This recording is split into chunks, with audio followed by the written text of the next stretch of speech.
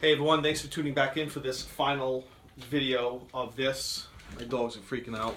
For this final video of my unofficial MASH swamp sign. It actually looks smaller where I put it, so I'm actually going to kind of go like that and give you a better idea of how big it is. It's, you know, I think I measured 41 inches long. 41 inches long by 14 inches in height. I wanted it to be as accurate as I could get it, and unless you visit, there's a museum, a couple of museums I'm sure, but that actually have like a setup of the tent and everything's set up the way the show, how it was set up on the show. I don't have that luxury to go there and look at everything, take photographs, and measure everything. So a lot of research I did was, well, I say research, but it was really fun because I watched the show and I got to look up a bunch of MASH trivia stuff. But I looked at a bunch of pictures and I narrowed it down to one or two. And a lot of this is honestly, guesswork. I tried, like I said, I wanted to be as accurate as it could.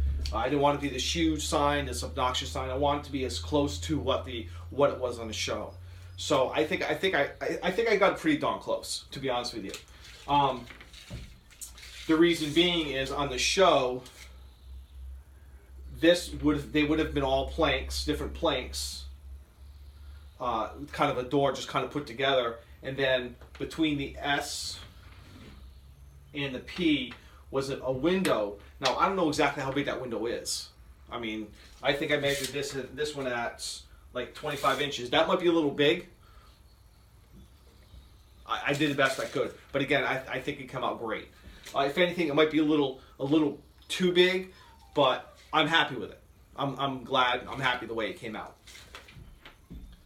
So basically, it's done. I may go back over some of the white outline because let me back up for a second. The white I used is a primer and paint, or a paint and primer.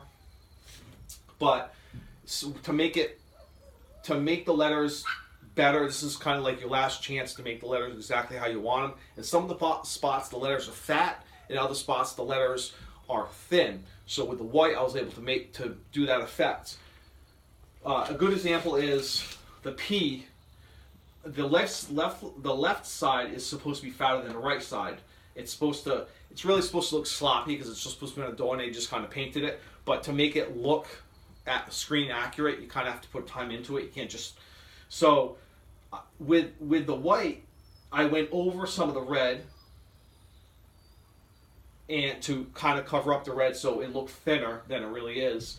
Another example would be the W, which the best I could, I actually came out too far on some spots, and what I did was before I did the outline, I took some sandpaper, I sanded it down, and it still ended up too fat, so I just went over the red with the white and did the best I could to cover that up, and I think it came out, because this W is supposed to be a weird angle, kind of going this way, and I think it's pretty close. The red too.